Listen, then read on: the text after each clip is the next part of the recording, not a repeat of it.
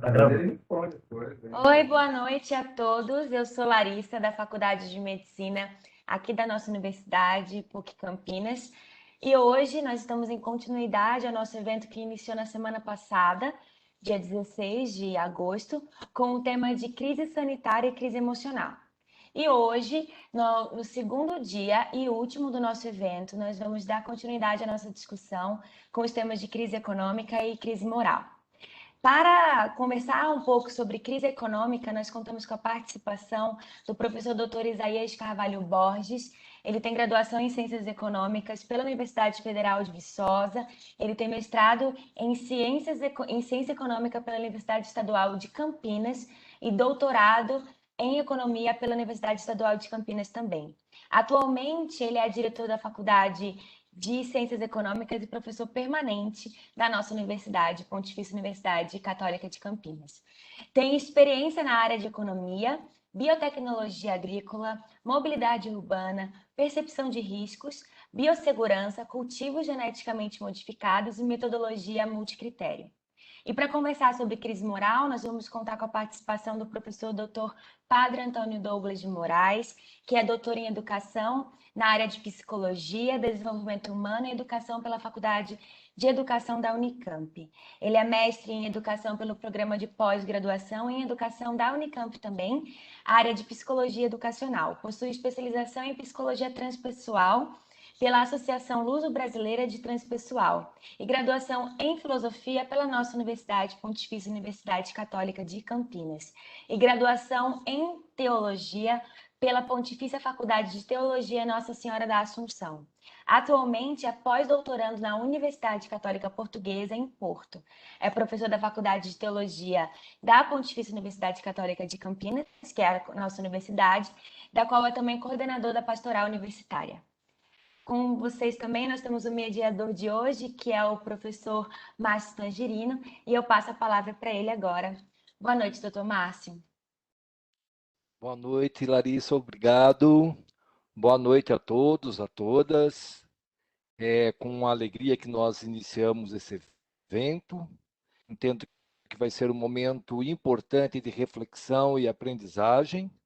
E podemos dizer que este momento inicial que nos faz refletir sobre um problema tão grande, tão avassalador como esta epidemia, fez emergir questões muito importantes. Não é? Primeira coisa é que nós aprendemos algo que aponta na direção necessária de práticas de solidariedade. Aprendemos como nunca que o ser humano, para sobreviver, ele precisa do outro ser humano. Numa linguagem aqui próxima aqui da biologia, não é? Somos animais gregários. Só conseguimos nos humanizar na dependência da convivência com o outro. Percebemos também, nesse contexto de crise, que se multiplicaram práticas diferenciadas de solidariedade. E vimos exemplos disto no mundo todo. Não é? Pessoas ajudando pessoas, grupos ajudando outros grupos, uma comunidade ajudando outra, e até uma nação ajudando outra. Percebemos também que numa situação difícil como esta, nesses momentos de vivências limítrofes da existência, que o ser humano pode também mostrar o seu lado pior, não é? Seu lado egoísta, seu lado competitivo, confrontativo, de insensibilidade para com a dor do outro. Até ontem, no dia 23 de agosto, nós contabilizamos no Brasil 574.527 mortes por Covid-19. Sabemos bem que essa história poderia ter sido diferente. Não é? Poderíamos ter evitado essa tragédia. a pandemia foi tratada com muito descaso pelas autoridades federais. Mas hoje queremos refletir, primeiro, de um ponto de vista da economia, não é? E a Larissa já fez essa introdução muito bem. Como é que o Brasil vai sair desse momento? Como estava e como vai sair desse momento? E aí vamos contar com a ajuda do professor Isaías. E também, se estamos falando que nós podemos mostrar o nosso lado melhor ou o nosso lado pior, nós estamos falando de valores. E para nos ajudar a refletir sobre a crise moral, o padre Douglas. Então, nesse primeiro momento, eu passo a palavra para o professor Isaías, que fará a sua apresentação. Nós teremos aí em torno de 20 minutos para esta apresentação. Com a palavra, professor Isaías. Bem-vindo. Obrigado, Márcio. Boa noite a todos vocês. É um prazer estar aqui compartilhando esta mesa aqui com o professor Márcio e o professor Douglas para falar de um tema de grande relevância aí para nós, né, em 2020, 2021. Não sabemos por quanto tempo, infelizmente, mas nós estamos vivendo um momento muito atípico na nossa história, pelo menos história recente, e de grande, né, repercussão, de longo prazo. Então, nós vamos aqui refletir um pouco sobre quais foram os reflexos até o momento, né, até onde nós sabemos, porque muitos dos efeitos ainda não sabemos, mas até onde sabemos como que esta pandemia tem afetado, então, o mundo econômico. Bom, então vamos lá. Eu vou fazer aqui uma pequena explicação, né, de quais são os possíveis desdobramentos dessa crise sobre a economia. É muito comum os economistas falarem de impacto ou de efeitos de uma crise sobre a economia em termos de custos, né? Quais são os custos econômicos de um determinado evento, de uma determinada crise?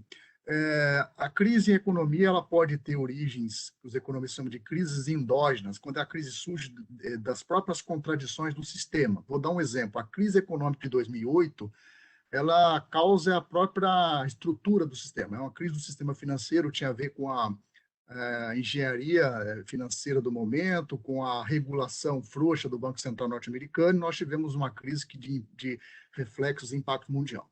Esta crise agora, os economistas chamam de uma crise de um choque externo, é um fator externo à economia, um fator biológico, um vírus, né? Então, isso é uma característica muito peculiar da crise que nós estamos vivendo. Antes de mais nada, quero deixar claro que o maior custo que pode existir numa crise como esta é o custo de perda de vidas humanas, né? Então, quero deixar isso claro, porque às vezes fica esta falsa dicotomia, né? A discussão no Brasil, infelizmente, caminhou muito por esse lado, a falsa dicotomia entre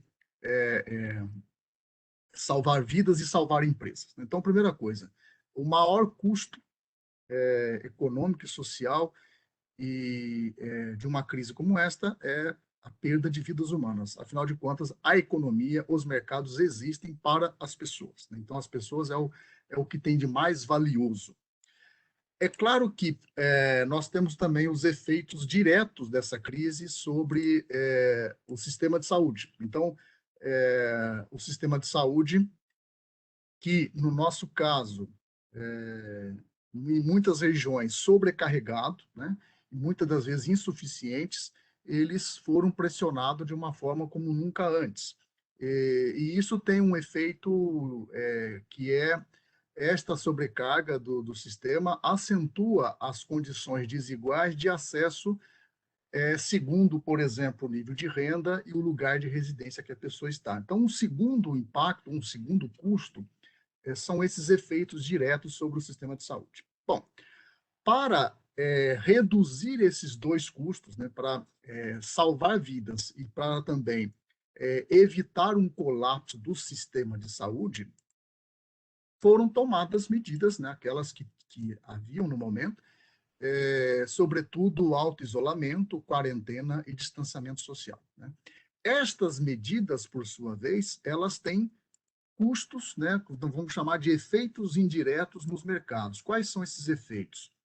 No primeiro momento, você tem a suspensão de atividades econômicas. Esta suspensão de atividades econômicas, sobretudo nesses segmentos que estão aqui, educação, comércio, turismo e transporte e a indústria de transformação, ela provoca diminuição na produção interna, e esta queda na produção interna, ela tem dois efeitos que afeta negativamente o bem-estar das famílias. Primeiro, o aumento do desemprego, né? E o aumento do desemprego sempre está associado com uma redução no nível de renda.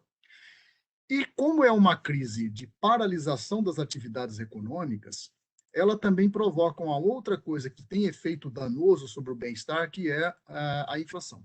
Então, nós temos visto uma escalada da inflação, sobretudo a inflação, por exemplo, de alimentos, né?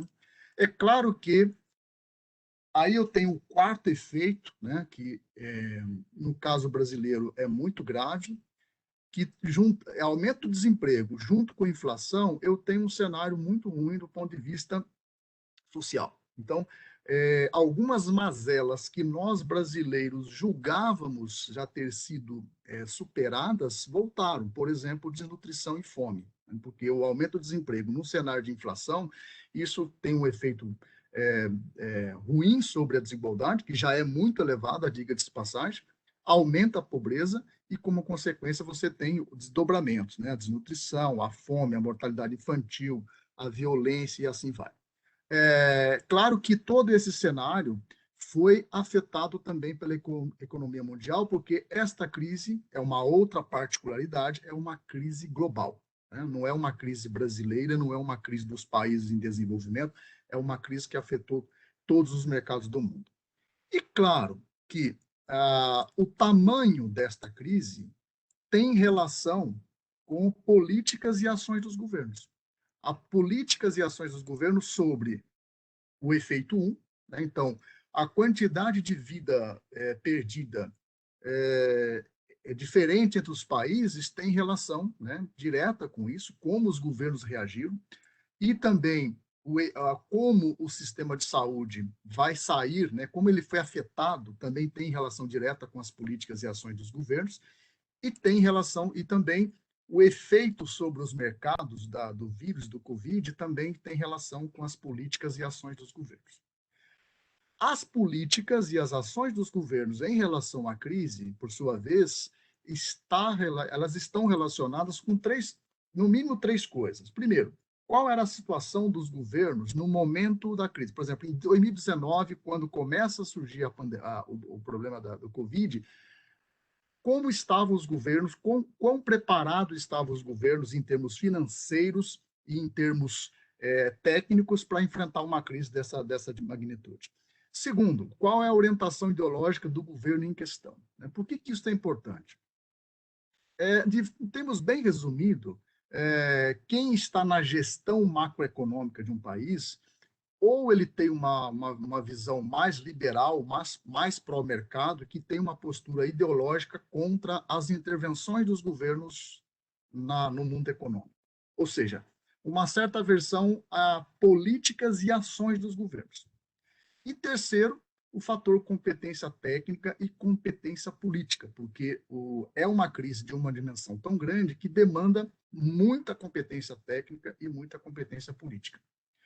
Eu diria o seguinte, o tamanho dos efeitos, né, em todos esses aqui, o efeito 1, perda de vidas, o 2, o impacto sobre o sistema de saúde, o 3, sobre os mercados, e o 4, sobre a dimensão social, no caso brasileiro, não só no caso brasileiro, mas também no caso norte-americano, esses 4 efeitos foram muito afetados pela postura, né, e pela política e as ações dos governos, porque nós estávamos, diria assim, muito mal preparados. No momento da crise, quando a crise chega, nós estávamos muito mal posicionados em relação a essas 3 questões aqui embaixo. O Brasil vinha de uma crise, estava começando a se recuperar, eu vou mostrar os dados sobre isso. Então, as finanças públicas estavam começando a se reorganizar. Nós temos um governo que tem uma orientação liberal, pró-mercado, então ele tem uma certa dificuldade de entender o papel do Estado em momento, inclusive em momento de crise. E nós temos um governo que, né, não precisa falar muita coisa, isso está muito óbvio, um problema sério em relação à competência técnica e incompetência política em gerenciar uma crise, né, do tamanho que nós temos hoje. Então, isso aqui é um resumo, né, do que precisamos pensar quando nós pensamos na crise econômica, ou nos custos econômicos, ou nos impactos econômicos oriundos, resultantes de uma pandemia como o Covid. Então, resumidamente, no curto prazo, eu tenho problema de desemprego, redução de salário e renda, aumento da pobreza e da miséria, insegurança alimentar. Então, em 2020, já foi possível identificar uma piora muito forte em relação a isso, e eu tenho uma deterioração do serviço de saúde. No longo prazo, fica muito incerto, mas eu posso antever falência de empresas, né? Redução do investimento privado, provavelmente um ritmo menor de crescimento da renda, sobretudo da renda per capita, deterioração das capacidades produtivas e do capital humano e, claro, o risco de inflação que nós estamos vivendo, já estamos começando a sentir isso. Eu trouxe aqui alguns dados para ilustrar, né? Então, em termos de mundo, aqui eu tenho o dado de 1961. Em termos de economia mundial, nós só tivemos uma recessão no período de 61 até 2019, na crise de 2008, em que o PIB mundial teve uma queda de 1,67. E agora a pandemia, isso aqui é um dados do Banco Mundial, provavelmente a redução ou a recessão provocada pela pandemia vai ser aproximadamente o dobro da recessão da crise de 2008. Portanto, é uma crise muito forte, se a gente levar em consideração a outra crise anterior, e se a gente levar em consideração também todo o cenário da economia mundial no pós-guerra. Se eu pegar aqui, por exemplo, por década, né, uma coisa que se observa que o crescimento econômico foi se desacelerando ao longo das décadas. Então, nós chegamos no século XXI com um ritmo de crescimento bem abaixo do que foi, por exemplo, nos anos 60, 70 e 80. Tivemos uma pequena recuperação ali de 2001, na primeira década do século XXI, e, por causa da pandemia, né, provavelmente a década de 2010 a 2020 vai ter o menor crescimento médio anual das últimas 6 décadas da economia mundial. Lembrando que, sem a pandemia, o crescimento desta década, da última década, já estava abaixo, né? Se a gente excluir 2020, que foi negativo, nós teríamos já um crescimento médio abaixo. Então, a década que vai de 2010 a 2020, aí desdobramentos da crise de 2008, né, já era uma década complicada por si só. Então, a Covid ela ocorre num contexto muito ruim, né, que era um contexto que o mundo estava tentando se recuperar de uma crise econômica e nós fomos afetados, né, por uma crise dessa dimensão. Aqui eu tenho o crescimento do PIB, né, brasileiro, qual foi o impacto da Covid no PIB brasileiro por segmentos, né? Então, nós tivemos aqui em cima os que estão pintado em azul, nas barras em azul, aqui são os únicos 4 segmentos que tiveram um crescimento positivo, né? Atividades financeiras, atividades imobiliárias, agropecuária, e aqui embaixo, tudo que está de vermelho foram segmentos que tiveram queda. E aqui eu tenho de amarelo a queda que ocorreu no PIB. Não vou mostrar para vocês, é a maior queda em 2 décadas, né? Estava comentando com o professor Márcio, no Brasil as crises são muito recorrentes, mas esta de 2020, essa queda no PIB, é a maior queda em 25 anos, né? E aqui, quando eu olho, né, o segmento que mais perdeu, né, teve uma queda de 12,1%, essas outras atividades e serviços incluem os serviços prestados às famílias. Então, serviços pessoais, etc., que aí tem duas coisas. Esses serviços foram, muito deles, fechados, né, por determinação dos governos, mas também reflete a queda do nível de renda das famílias na manutenção desses serviços, né?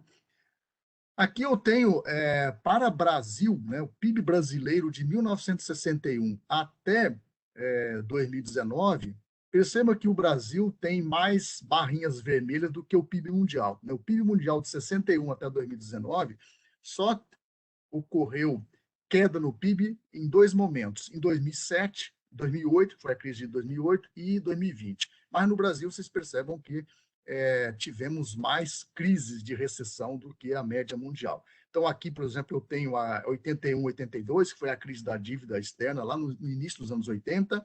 Depois tivemos aqui o final dos anos 80 com a crise do Plano Cruzado, início do 90, né, a crise do Plano Collor, e depois, aqui eu tenho, em 2009, o reflexo da crise mundial sobre a economia brasileira, né? Então, aqui um PIB, um crescimento negativo de menos 0,13, quase zero.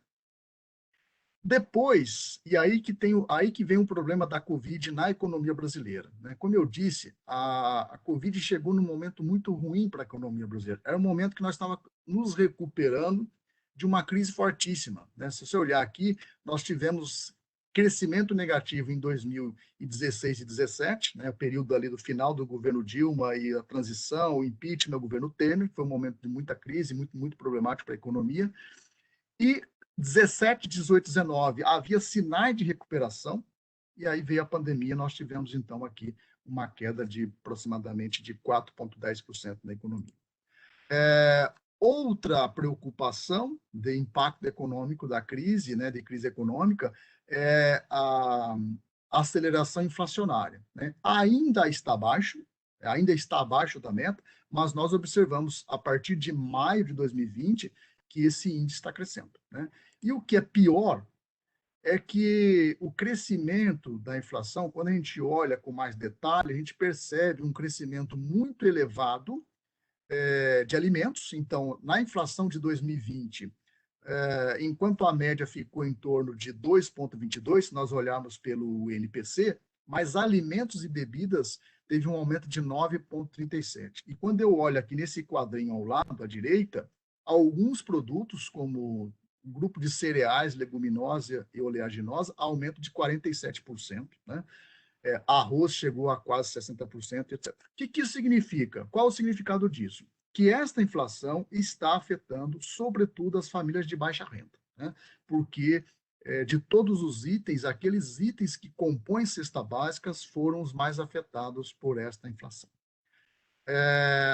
Outra preocupação é a taxa de desemprego, né? A taxa de desemprego aqui eu tenho 4 fases, se eu pegar de 2012 até 2019, um momento em que a taxa de desemprego estava em queda, né, o primeiro governo Dilma, de 2012 até 2014, depois o segundo governo, a crise econômica, e a taxa de desemprego sai de 6,5% e vai para 13,7%. Depois essa taxa tende a se estabilizar e chegou a 11% no início, no ano de 2019, e com a pandemia nós chegamos a 14,7% na taxa de desemprego, né? E outra coisa, essa taxa de desemprego ou a crise econômica, ela é desigual, ela se distribui de forma assimétrica em termos geográficos. Então aqui eu tenho o desemprego no Nordeste chegando a 18%, quase 19%, Sudeste 15% e Norte 14,8%, né? E Centro-Oeste e Sul, por ser regiões muito dependentes da agricultura, como eu disse, a agropecuária foi o único segmento foi um dos 4 segmentos que teve crescimento positivo, né? Então explica por que Centro-Oeste e Sul tem, neste momento, uma taxa de desemprego menor do que a média. Outra coisa, como eu disse, a crise é sempre assimétrica. Então aqui a taxa de desemprego por faixa etária, a linha azul e a linha preta, que são as duas linhas que estão destacando das demais, é a taxa de desemprego entre os jovens, né? A linha azul de 14 a 17 e a outra linha preta, a segunda maior, na faixa de 18 a 24 anos, né? E aqui também é um outro dado, se a gente olhar por gênero, né, percebe que o desemprego aqui em cima, a linha preta, entre as mulheres também está sendo melhor, sendo maior, e se eu olhar aqui 2020, você percebe claramente que a linha, né, do desemprego feminino está muito mais inclinada do que do desemprego masculino. Tudo isso junto, desemprego, inflação e queda no rendimento, tem desdobramentos muito graves, né? Como eu disse, o Brasil, nos últimos 20 anos, se destacou por políticas bem-sucedidas de redução de pobreza, redução de desigualdade e, sobretudo, redução da fome. Mas, olha só o que aconteceu em 2020, né?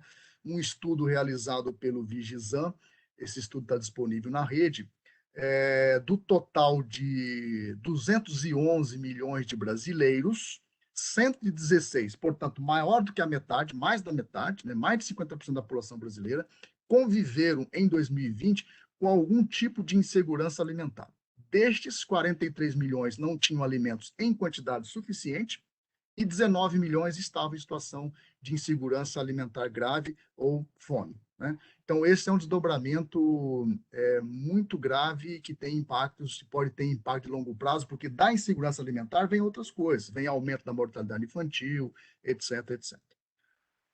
Para finalizar, né, o que eu queria destacar pensar um pouco no contexto da Covid que nós estamos vivendo, né, que, como eu disse, é um contexto bastante complicado, nós estamos vivendo um mundo muito complicado. A crise do Covid, ela surge no momento em que nós estamos ainda sofrendo o reflexo das duas crises anteriores. Eu vou destacar só duas. Essa semana, a semana passada, o mundo está apreensivo, por exemplo, com o retorno dos talibãs no Afeganistão.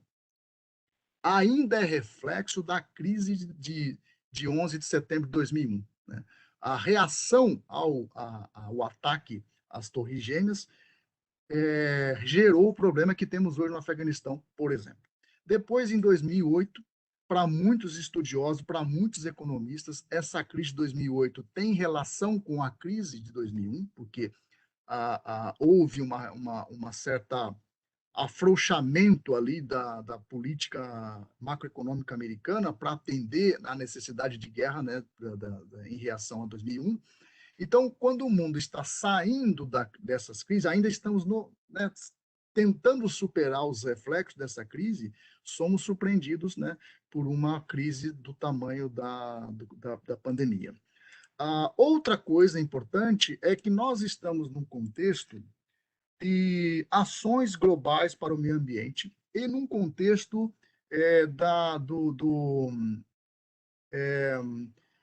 de discussão e de implementação de políticas visando atender os objetivos de desenvolvimento sustentável da Agenda 2030, por exemplo, né?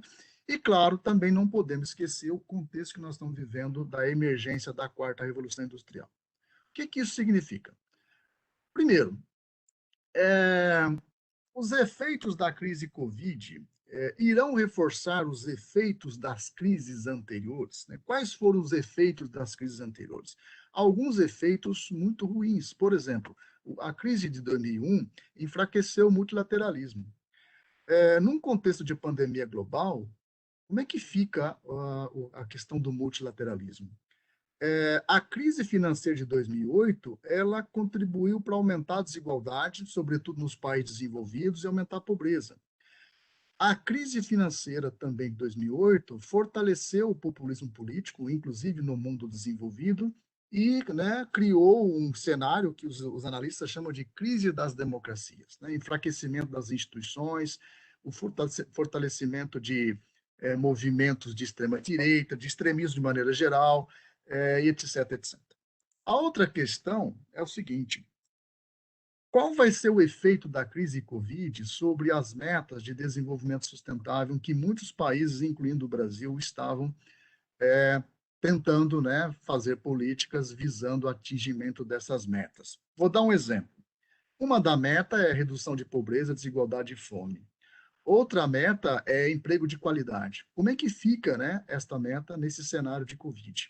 Outra meta importante é educação de qualidade.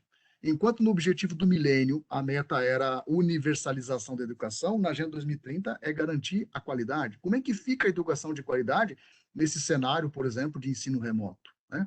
Uma outra meta da Agenda 2030 é combater doenças infecto-contagiosas, então, em combater malárias, etc. Como é que fica o nosso sistema público de saúde, de vacinação, nesse cenário de Covid? E uma outra meta importante de mortalidade infantil.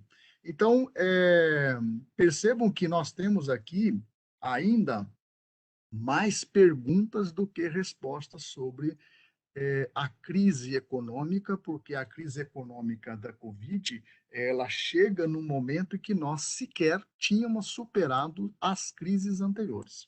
E, finalmente, em relação à quarta revolução industrial, eu coloquei sinal de interrogação, porque tem vários desdobramentos dessa revolução. Um deles, pensar em termos de impacto social e econômico, para muitos analistas, o desemprego estrutural que a quarta revolução industrial vai gerar, ela é muito maior em termos de intensidade e de amplitude do que foi as anteriores revoluções industriais. Então, vejam só, nós estamos num cenário muito difícil, em que há uma mudança tecnológica em curso, que tem potencial de grandes impactos econômicos, sociais e ambientais, e agora fomos, né, surpreendidos pela Covid. E, além do mais, nós estamos vivendo uma crise ambiental sem precedentes. Esta crise ambiental é um dos objetivos e uma das razões de existir a Agenda 2030, por exemplo.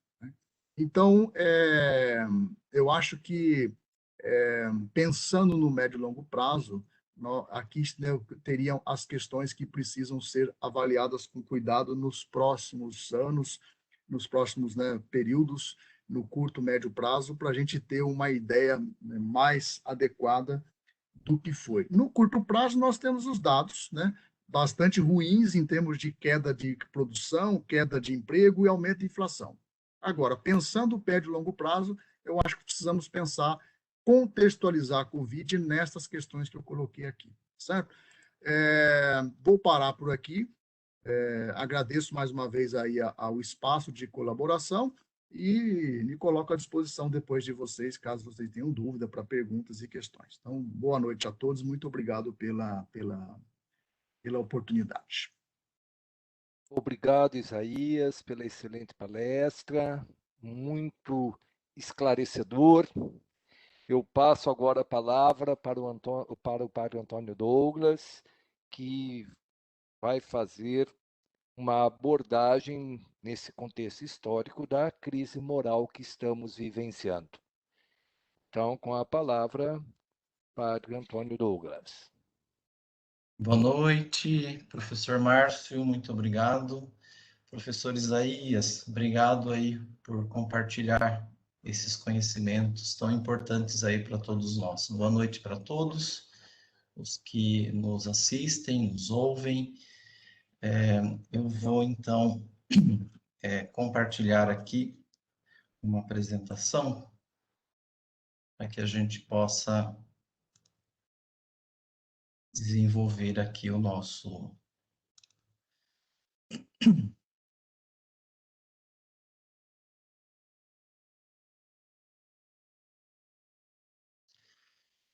Pronto, então eu também quero agradecer muito essa oportunidade de estar aqui conversando com vocês e me chamou muito a atenção. O professor Isaías começou falando de uma característica peculiar desta crise, não é? Que é o choque externo, algo que veio de fora para dentro, não é? Isso tem muito a ver com o aspecto moral que eu pretendo compartilhar aqui com vocês. Eu queria partir, então, de uma referência de moral relacionada à crise. Para os chineses, o significado de crise tem duas perspectivas.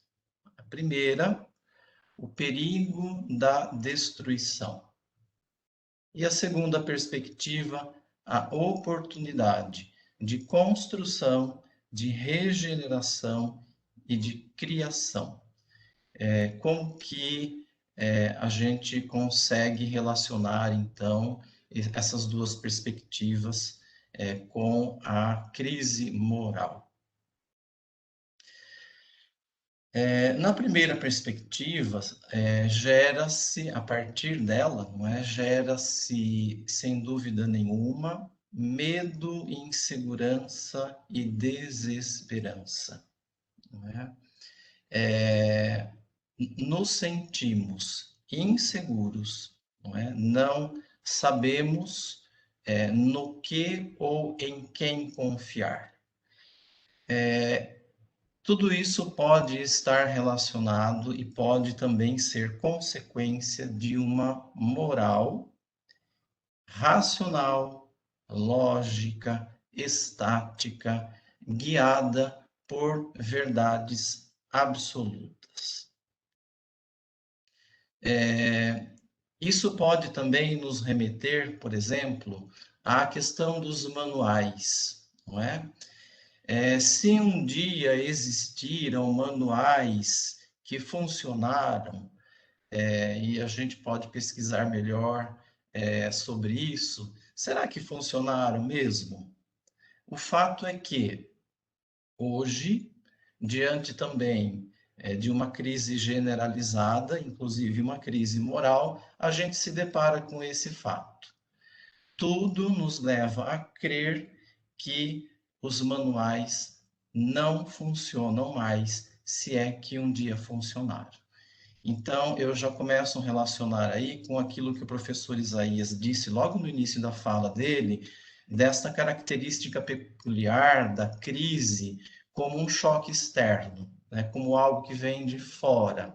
Será que um manual, ordens, regras estabelecidas, das quais, inclusive, nós não fizemos parte de sua elaboração, tem alguma incidência moral e de valor na nossa vida? Hoje, nós temos a ausência de uma verdade única, né? Isso gera crise, isso gera insegurança, isso gera a sensação, né, de medo, e isso tem a ver com a crise moral. Por quê? Não há regras prontas. Não existem manuais nos quais nós podemos nos basear para resolver as situações que surgem e nas quais nós vamos nos envolvendo. Então, não é possível mais, se um dia isso já foi feito, optar por um conteúdo relacionado à nossa ação moral. Um conteúdo pronto, um conteúdo fechado, um conteúdo estático, legitimado. Sobretudo, se isso também seguir o mesmo padrão daquilo que vem de fora para dentro de nós. Então, se nós insistirmos aí, né, que a solução pode vir dos manuais,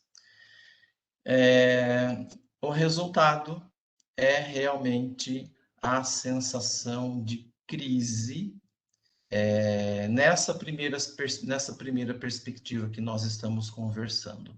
Sensação de crise como algo ruim, que só atrapalha e destrói. E por isso mesmo é ameaçadora e causa medo, causa insegurança e causa também desesperança. Precisamos aprender, portanto. O professor Isaías também falou da educação de qualidade, né? E a gente vai tratar aqui também da educação moral. Como que acontece uma educação moral hoje?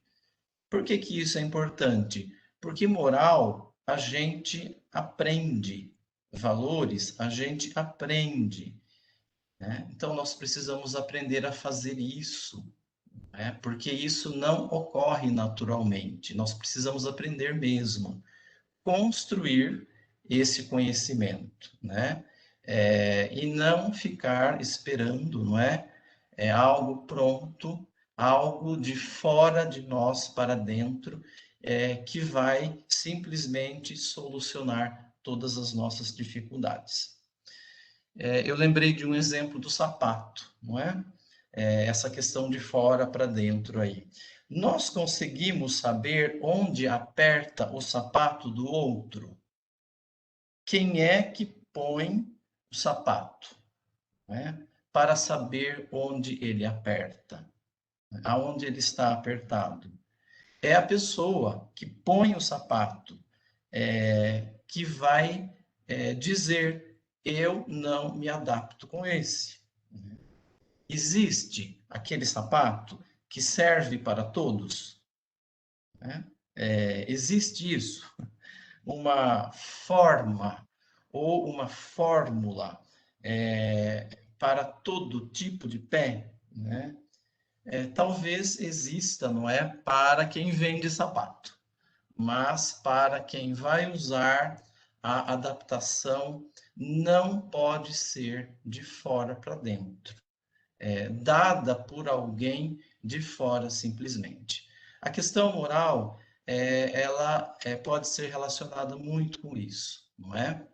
A partir do momento em que são impostas sobre nós regras, sem que a gente participe das suas próprias elaborações e sem também que a gente fique convicto, né, que deve ser daquele jeito, é muito difícil, não é, a gente sair realmente dessa perspectiva de crise como algo que causa risco, né, medo, insegurança e tudo mais. Então, o que vai acontecer? A moral do eu mando e você obedece, ou seja, do respeito unilateral, do autoritarismo, reforça essa primeira perspectiva, né? Então, é claro que o medo, a insegurança e a desesperança causam um desânimo geral, né? Não adianta me mandarem usar máscara, não adianta me mandarem não aglomerar, não é? Isso não depende, em termos de desenvolvimento moral, de um manual que se escreve, de um decreto que se publica, não é? Se eu não interiorizo a importância disso para mim e para as outras pessoas, eu não coloco nesta ação, nessas medidas, não é? Sanitárias, extremamente importante, um valor moral, um valor ético, né? Então, o manual, ele não é suficiente para dar conta disso e por isso mesmo que a gente vê que muitas pessoas, não é?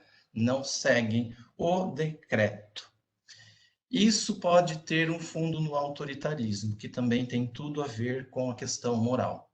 O que é ser autoritário? Ser autoritário é mandar, é impor, é ameaçar, não é? Eu mando e você obedece. E se você não obedecer, você vai receber uma punição. Isso é autoritarismo. Só que autoritarismo não é só isso, não é? Eu também posso ser autoritário quando eu faço tudo pelo outro, porque precisa ser do meu jeito, não é? Como que achando que a pessoa não é capaz de fazer aquilo por conta própria. Então, de novo, o problema daquilo que vem, a nossa regulação externa, aquilo que vem de fora para dentro. Isso é uma tirania, não é? Levar pessoas absolutamente capazes a se sentirem incapazes, não é? Então, esse é um aspecto importante aí da crise, né? Não é oferecendo respostas prontas, conceitualmente corretas, que nós vamos favorecer o desenvolvimento moral. Nós precisamos de percursos internos, como o professor Isaías estava falando. A característica peculiar da crise, choque externa. O que a gente vai fazer aqui no interno, né? Achamos que ensinamos o que é certo e o que é errado? Será que a gente acha que a gente ensina aquilo que as pessoas podem ou não podem fazer? ou que impediríamos os outros de fazer o que não pode, fazer o que pode, simplesmente a partir de um manual ou de um comando meu, ou então de uma lista de orientações, do ponto de vista do desenvolvimento moral, isso não é possível, né? Porque não tem valor moral nisso, exatamente por conta do autoritarismo. Então, tudo isso fica fora do corpo dessas pessoas. E, na maioria das vezes, se partir de um autoritário, fica fora da própria pessoa que está querendo impor e transmitir e exigir aquilo, né? Então, assim, se eu tenho um manual, se foi colocado um decreto que eu preciso usar máscara, e eu não tenho essa convicção interna por conta, não é, da falta de um valor moral para usar esta máscara, podem falar à vontade que é certo, o que é errado, o que pode, o que não pode, o que eu devo fazer, né? Eu não vou fazer isso se eu não tiver convicção disso, né? Então, é uma reação extremamente autoritária, né? Aí o que acontece? Aquela sensação. Nossa, tá tudo tão confuso, a gente se esforça, não é? Parece que as coisas ficam cada vez pior, né? As pessoas têm essa sensação, né? Só que aí é que a gente nota a duras penas que nós não controlamos o processo, né? E que moral não se resume à repetição de determinado saber pronto, definido e uniforme. A segunda perspectiva de crise é a da oportunidade, da construção, da regeneração e da criação. Vocês podem dizer assim para mim, nossa, mas isso é muito otimismo, né? Como assim? Construção, regeneração, criação diante desse caos que a gente se encontra? Quando acontece essa dúvida, eu gosto de me reportar às crianças. O que as crianças fazem? Elas simplificam processos complicadíssimos. Vamos dar um exemplo? Uma criança que ainda não sabe falar, ela é inserida num ambiente caótico e extremamente complicado, e ela aprende a falar. Saber o sentido e usar corretamente as palavras, né? Por que a criança faz isso? Porque ela consegue simplificar, né, para entender. Então, basta que se tenha a oportunidade. É ela que constrói, é ela que ressignifica, é ela que simplifica, é ela que regenera e cria. Tudo isso vem de dentro da criança. Ela é capaz. Então, diante disso, né, a gente tem mais é que ser otimista mesmo, não é? Uma criança aprende a falar, entender o sentido e usar corretamente as palavras, simplesmente porque ela, diante de uma situação extremamente complicada, ela consegue simplificar aquilo e aprender a partir daquilo. Então, para enfrentar a crise, podemos contar com algumas noções, só noções. Primeiro, respeito com o outro. Atenção aos problemas sociais e comunitários, ambientais, conflitos comuns políticos, religiosos, de imigração, desigualdades sociais, econômicas e culturais, fome, desemprego, violência, refugiados que buscam acolhida e oportunidades de vida, ausência de políticas públicas, né, na saúde, na educação, as mudanças climáticas, desastres ecológicos, né? Se preocupar com tudo isso significa respeitar o outro. Outra noção importante, reconhecer a ciência como incerta, né? Por que a ciência é incerta? Porque o conhecimento ele é passível de erro, de ilusão, não é? O conhecimento é só uma interpretação a partir dos dados que a gente tem naquele momento. Vejam como muita coisa mudou desde o início da pandemia relacionado à questão do coronavírus, né? Antes ninguém sabia direito como que funcionava esse vírus, como que ele atacava, era só o pulmão, e aos poucos, conforme as experiências foram sendo feitas, não é? Conforme essa tragédia, né, de mortalidade descontrolada, né, por uma responsabilidade imensa foi acontecendo, esse conhecimento foi mudando, né?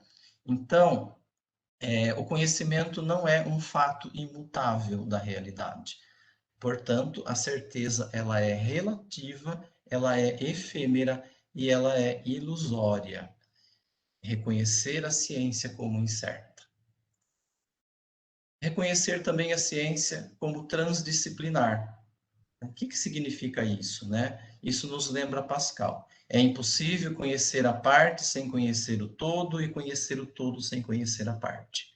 Não é possível a compreensão de um determinado problema sem um grande contingente de informação. Por exemplo, como diminuir as desigualdades? A solução não está somente na política, ou na economia, ou na educação, mas na comunicação de diversas áreas. Por isso, é preciso religar saberes. Que saberes? Tradições dos povos do campo, das cidades, das múltiplas culturas, do pescador, do agricultor, dos indígenas, dos quilombolas, dos mestiços. A pandemia, ela nos tirou do automático, né? Daquilo que se configurava, por exemplo, como manual. Da dependência de fatores externos. E nós encontramos em esforços conjuntos, não é? Caminhos para isso. Cozinhamos mais, resgatamos receitas, não é? Antigas de família, perguntamos mais como é que se faz isso? Como se faz essa pergunta ainda, né? Mas como que faz isso? Fizemos limpeza, tivemos contato com a terra, com as plantas. Então, é preciso religar. Isso vai nos lembrar de religião, né? E não precisa ser necessariamente do ponto de vista confessional, né? É religião no sentido amplo. A importância da linguagem simbólica e, consequentemente, do conhecimento simbólico.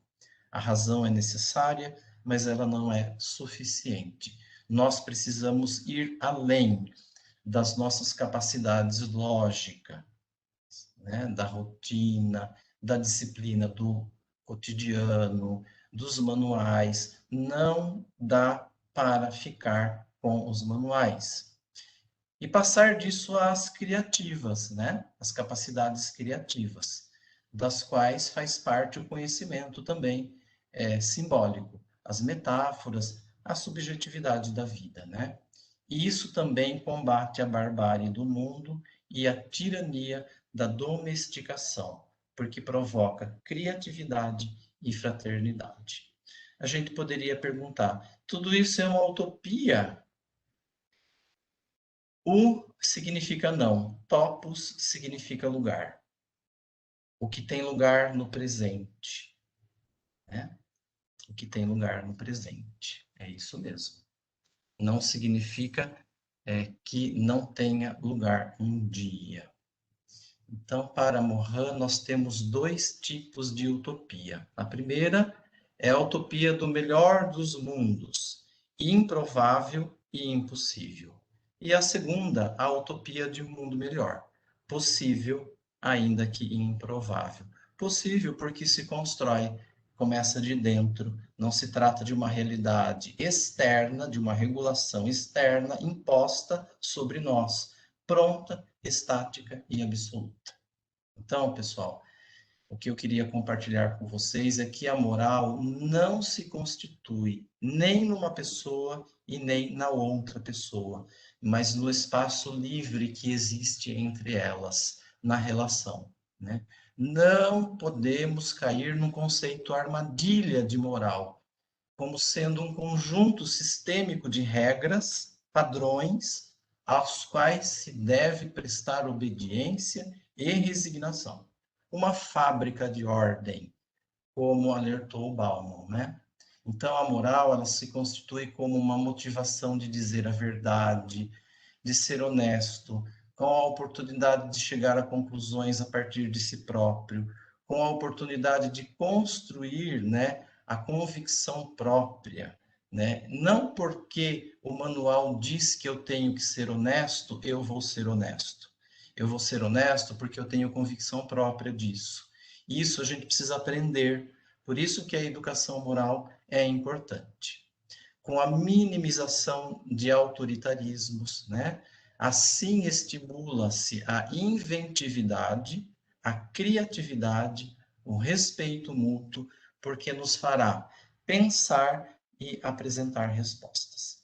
E para encerrar, eu não poderia deixar de colocar aqui essas poucas referências, nem dá para a gente explicar bem aqui, mas fica aí como provocação, tá bom? Educação moral, né? É claro que a gente espera que isso aconteça nas escolas, né? Se bem que a gente viu outro dia o índice de alunos que abandonaram, né, as escolas, o índice de evasão altíssimo, né?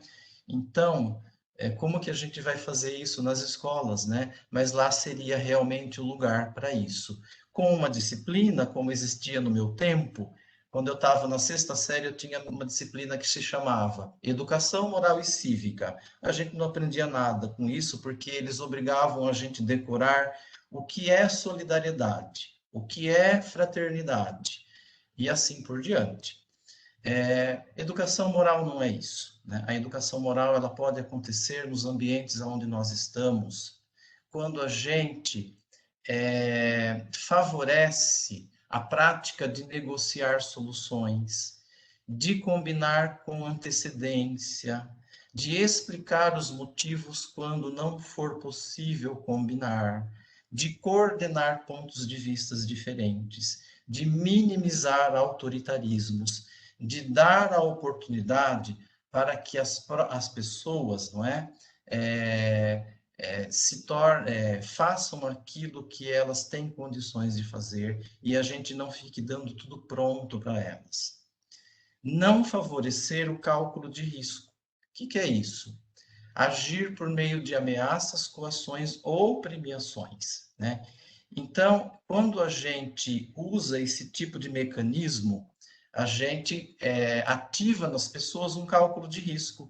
E as pessoas fazem assim: bom, eu vou fazer de tudo para enganar ele, então, da próxima vez, né? Porque se ele me pegar fazendo isso, ele vai me dar uma punição. Não estimular a conformidade cega, que nos leva à submissão, né? E também respeitar o ambiente privado e o coletivo em nossas intervenções. Se eu preciso fazer uma intervenção e o assunto é privado, eu preciso me dirigir diretamente à pessoa, individualmente, e não expor esta pessoa a situações ridículas às vezes, né? E a mesma coisa com o coletivo. Se é algo que interessa para o bem de todos, eu não posso agir de um modo privado, eu preciso agir também de um modo coletivo. Então, a minha contribuição hoje fica por aqui. Esta é uma das abordagens, né, que eu escolhi, e muito obrigado aí pela oportunidade também, e me coloco à disposição daqueles que precisarem qualquer esclarecimento. Obrigado, professor Isaías. Obrigado, professor Márcio. Larissa também.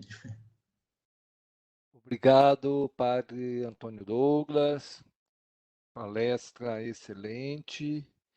Eu queria avisar a todos, a todas, que as duas lives da semana passada e a de hoje ficarão à disposição no nosso site no YouTube. Eu tenho duas perguntas aqui para o professor Isaías. Eu vou pedir, já são 18h59, indo para as 19 horas, fazendo um esforço grande para terminarmos às 19h10, que todos temos aulas, e ainda ao final vou passar a palavra para a Larissa fazer os encaminhamentos. Então, a pergunta para o Isaías. Duas, rapidinho, Isaías. Sobre os efeitos de longo prazo da pandemia, podemos falar que a sociedade está à beira do caos? Segunda pergunta. No diagnóstico apresentado, onde os pobres, jovens, mulheres são os mais atingidos, o que se pode esperar em termos político-econômico? Para o padre Douglas, como a universidade contribui hoje com a formação moral dos alunos e alunas? E eu colocaria também, padre Douglas, quando a gente pensa num contexto como o nosso, sobretudo se estamos refletindo a partir dos valores, quais seriam as exigências éticas para nós na universidade em relação a esses grandes problemas que estamos enfrentando? Isaías, faça uso da palavra, o mais conciso que puder. Em seguida, eu passo a palavra para o padre Douglas. Respondendo diretamente, sim, eu acho que uma crise econômica da dimensão que nós temos hoje, estamos numa situação próxima de caótica. Agora, o Márcio começou a apresentação dele e o professor Douglas reforçou, crise, você tem uma encruzilhada. Né? Nós temos hoje uma encruzilhada. A pandemia mostrou o melhor e o pior que nós temos, em termos de instituições, em termos de ser humano, em termos de economia, em termos de sociedade. Então, nós temos uma grande oportunidade agora de escolher um mundo diferente. O que é certo, fica cada vez mais evidente, a pandemia está reforçando as limitações do modelo econômico que nós temos. Então, por exemplo, não dá para você imaginar um mundo desigual, porque em momentos como esse, né, você distribui de forma muito desigual o custo econômico. Então, combater a desigualdade tornou-se muito mais urgente. E aí entra a questão da segunda pergunta, em relação a minorias, que são metas da Agenda 2030, das mulheres, a questão do empoderamento de gênero, né, os jovens, os idosos, né? Então, eu acho que a pandemia nos coloca numa encruzilhada, inclusive a quarta revolução industrial. As tecnologias da quarta revolução industrial, elas não são necessariamente condenáveis e ruins, certo? Elas estão aí, elas estão à disposição da humanidade e podemos usá-las para criar um mundo muito melhor. Então, agora, criar um mundo melhor pressupõe política, pressupõe ações políticas. A tecnologia, achar que o próprio mercado vai criar isso, não. Eu acho que depende muito, nunca, em nenhum momento, foi tão necessário e tão crucial a política. Né? Então, mas política, como o padre Douglas colocou, sem autoritarismo. Né? Nunca foi tão essencial a democracia. E tem estudos que mostram como que os países democráticos, quanto mais democráticos, melhores eles saíram durante a pandemia. Melhor foi a gestão da pandemia, quanto mais democrático o país. Então, sucintamente, eu acho que sim, nós estamos num momento muito perigoso, de caos, mas, ao mesmo tempo, oportunidade e uma encruzilhada. Né? Então, é isso. Padre Douglas. Obrigado, Isaías. Eu penso que o próprio ambiente universitário, né, ele é de uma riqueza tão grande, não é, de valores diversos, de sensações, de emoções, de saberes, de áreas, né? A universidade é isso, né?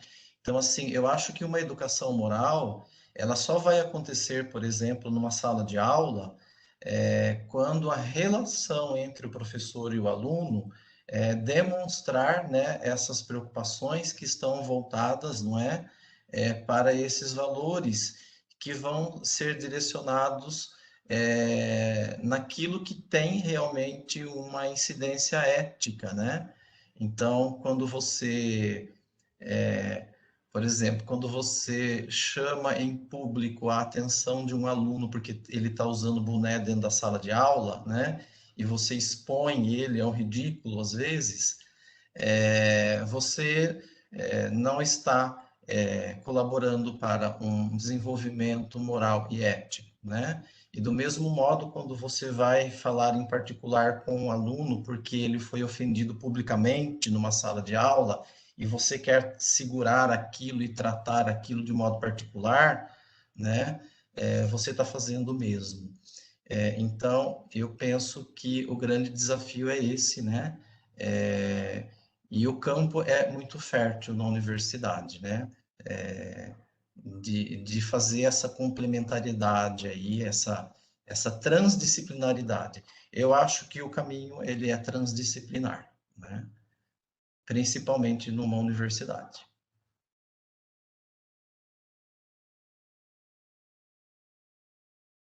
Obrigado, Padre Douglas. Então, dado adiantado da hora, eu queria agradecer muito, em nome da CACI, a contribuição do professor Isaías, do professor Padre Antônio Douglas. Eu acredito que todos sairemos hoje daqui melhores do que entramos, não é? Se não do ponto de vista moral, do ponto de vista de um agente econômico que transforma o mundo, mas pelo menos a compreensão que a gente possa ter do que é moral e de como vamos enfrentar esse novo contexto econômico pós-pandemia. É claro que a CACI não pretendia, com este evento, modificar todo mundo de uma hora para outra, no sentido grego do termo da conversão, da metanoia. Mas a gente só pode agir como um agente ético quando a gente tem consciência e discernimento, entendendo melhor a economia, entendendo melhor os valores morais. Então, eu queria agradecer muito Padre Douglas, o professor Isaías, porque acredito que eles deram uma contribuição muito importante para esta compreensão da realidade. Queria agradecer também a Larissa, que nos ajudou a pensar o encontro, de alguma maneira, conduzir esse encontro. E eu passo a palavra para a Larissa para que ela faça o encerramento e dê os avisos finais. Boa noite a todos e a todas. Muito obrigada, professor Márcio. Muito obrigada, professor Isaías. Muito obrigada, professor Antônio Douglas, pela palestra de vocês, pelas contribuições. Também muito obrigada a você que nos assistiu, seja da comunidade interna da nossa universidade ou de fora. A sua participação conosco foi muito importante para nós, para a condução desse evento, nos 2 dias que ele foi feito. Como o professor Márcio disse, se caso você não pode ter assistido da semana passada ou perdeu alguns tópicos do de hoje, ele vai ficar salvo aqui no nosso canal do YouTube, então você pode assistir em outros momentos. E também, nos próximos dias, vai ser enviado para o e-mail daqueles que se inscreveram o certificado de participação, a declaração de participação no nosso evento. Muito obrigada, fiquem todos com Deus, boa noite. Boa noite. Boa noite, pessoal. Boa noite a todos e a todas. Perfeito, pessoal. Obrigado, viu?